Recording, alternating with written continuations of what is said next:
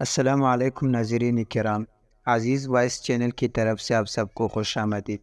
ناظرین کرام، میری آج کی ویڈیو محمد فاتح السلطانی نامی ڈرامہ سیریز کی قسط نمبر 20 کا ریویو ہے، اور اس کے ساتھ ساتھ آنے والی نئے قسط کے بارے میں بھی بات کریں گے۔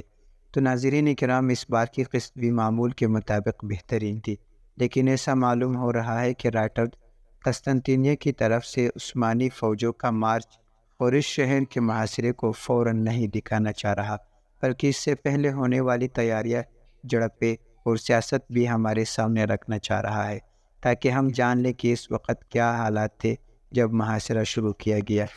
اور ویسے اس سیریز کے مداحوں کی طرف سے یہ کمپلین بھی شروع کر دی گئی ہے کہ محاصرہ جلد ہی شروع کیا جائے، لیکن میں یہی کہوں گا کہ اگر محاصرہ نہیں دکھایا جا رہا تب بھی قسطیں اتنی مزے کی ہے کہ ہم محاصرے کو اگر مزید چند قسطوں تک نہ بھی دیکھیں تب بھی کہانی زبردست چل رہی ہے۔ محاصرہ بھی ہو ہی جائے گا، جلدی کس بات کی ہے؟ ذرا سلطان حرم سے تو نبڑ لے، سنجیک بیلر کے مسئلے حل کر لے، جبکہ ادھر شہزادہ اورحان کی کہانی بھی ساتھ ساتھ چلتی رہے تو کوئی حرج نہیں۔ صورتحال یہ ہے کہ اس وقت جہاں عثمانی سلطنت میں سلطان کو قتل کرنے کی سازشیں ہو رہی ہے، تو ادھر بازنطینی محل بھی سازشوں سے خالی نہیں۔ قسطنطنیوس نے جس قدر ذہانت کے ساتھ اپنے بھائی دیمیتریوس کو روکا، اس کے داد دینی چاہیے، کیونکہ تاریخ کے مطابق بازنطینی سلطنت کے شاہی خاندان کے افراد اپنے مخالفین کو مارنے کے لیے زہر سے کام لیا کرتے تھے، اور اسی وجہ سے بازنطینی دور میں طرح طرح کے عجیب و غریب زہر تیار کیے گئے۔ لیکن اگر یہاں دیمیتریوس کی بیوی کو زہر دیا جاتا تو دیمیتریوس جان جاتا کہ یہ شہنشاہ کی چال ہے، اس لیے خودکشی کا ڈرامہ رچایا گیا۔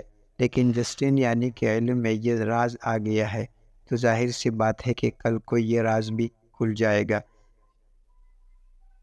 ادھر نوتارس اور جسٹین یعنی میچول گراؤنڈ پر آ کر ہی نہیں دے رہے، اور ان کی ٹسل بازی مسلسل چل رہی ہے۔ ویسے مداح ابھی تک اس اداکار کو نوتارس کے کردار میں ایکسیپٹ نہیں کر سکے۔ وجہ یہی ہے کہ ان کے مطابق ابھی تک اس میں سے دلش ارطغرل کی ابن عربی والی وائبس آ رہی ہے، اس کا بولنے کا انداز ابن عربی جیسا نرم ہے، اس لیے ایک نیگیٹو رول میں یہ اداکار بہت سے مداحوں کو ہضم نہیں ہو پا رہا۔ ویسے آپ لوگوں کا اس معاملے میں کیا خیال ہے؟ اور میں یہاں اگر اپنی رائے دوں تو میں یہ کہوں گا کہ کسی ڈرامے میں درویش بننے کا مطلب یہ نہیں کہ اب وہ اداکار درویش کے کردار پلے کرتا رہے۔ پایہ تخت سلطان عبدالحمید میں داعی کا کردار ادا کرنے والا اداکار تشکیلات میں نیگیٹو رول ادا کر رہا ہے اور بڑا اچھا پرفارم کر رہا ہے، تو مجھے یہ والا نوتارس بھی کہیں سے آرڈ نہیں لگا، جبکہ نوتارس کی بیٹی بہت کیوٹ ہے۔ اس سے پہلے ایک مجھے بامسی بے کی بیوی حفصہ بہت کیوٹ لگی تھی، اور اب یہ لڑکی۔ اس کے برعکس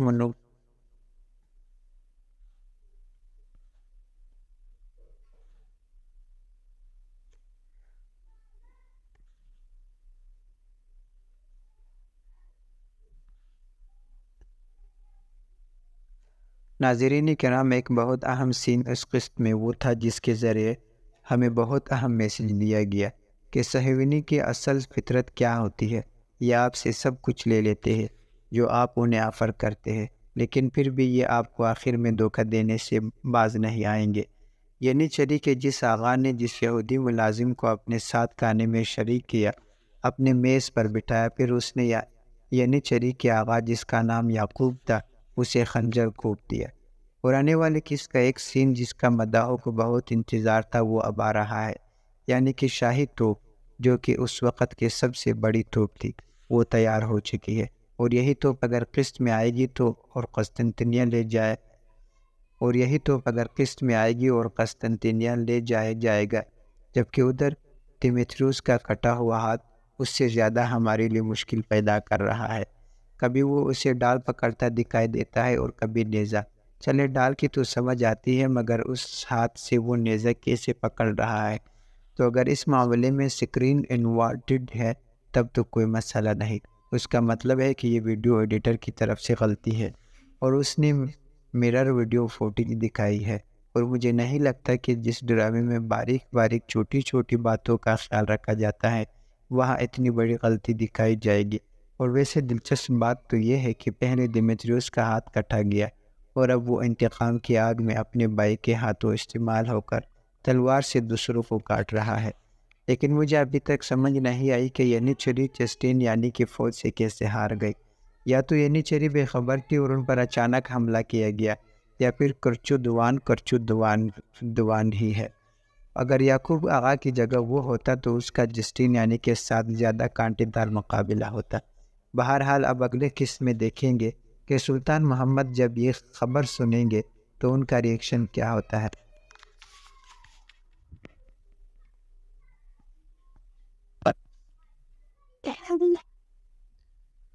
اور پھر ان کی اگلی پلاننگ کیا ہوگی، کیونکہ ناظرین کرام اس قسط میں بھی سلطان محمد کی پرسنلٹی بہت سے پہلو ہمارے سامنے ایکسپوز ہوئے ہیں۔ کیونکہ آپ کی بات جو مضبوط قسط آئی ہے تو کسی بھی قسم کے فالتو واقعات کے بغیر یہ قسط پچھلے قصے سے انٹرکریٹڈ تھی کہ سلطان نے ذاتی زندگی کے متعلق معاملات سے لے کر ریاستی معاملات اور مشکلات کو کیسے حل کیا، کیسے اپنی بیویوں کو ان کی حد میں رکھا، اپنے دیوان میں موجود ریاستی وزیروں کو کیسے ہینڈل کیا، اور معاملات کو ہر پہلو سے دیکھنے کے ساتھ ساتھ اپنے مقصد کی کامیابی کے لیے ہر چھوٹی بڑی بات پر سوچ سمجھ کر کیسے منصوبہ بندی کی۔ اور اس قسط کی خاص بات یہ تھی کہ سلطان محمد اپنے دشمن کی سوچ کو سامنے رکھ کر پلاننگ کرتے ہیں۔ تو ینیچری پر اتنا بڑا حملہ ہونے کے بعد سلطان محمد کی اگلی پلاننگ کیا انتظار رہے گا۔ اور ایک اہم بات یہ ہے کہ زگنوس پاشا کا سلطان کا تعلق اور لالا ہونے کے باوجود جس طرح انہوں نے اس کی غلطی کو معاف نہیں کیا، اس میں بڑا سبق ہے۔ اور دیکھیں کہ اس کا اچھا نتیجہ نکلا کہ زگنوس نے زیادہ دماغ لڑایا اور پھر وہ سلطان کی زندگی بچانے کا سبب بنا۔ تو اس لیے حکومتی اہلکاروں یا سیاستدانوں وغیرہ کو ان کی غلطیوں پر فوری سزا ملنی چاہیے۔ اب ظاہر ہے کہ ہمارے موجودہ ممالک میں کوئی سلطان وغیرہ تو ہے ہی نہیں، تو ووٹنگ کا سسٹم ہے، تو اپنی اسی ووٹنگ پاور کو استعمال کر کے ہم نااہل سیاستدانوں کو پارلیمنٹ سے نکال سکتے ہیں۔ اور ناظرین کرام،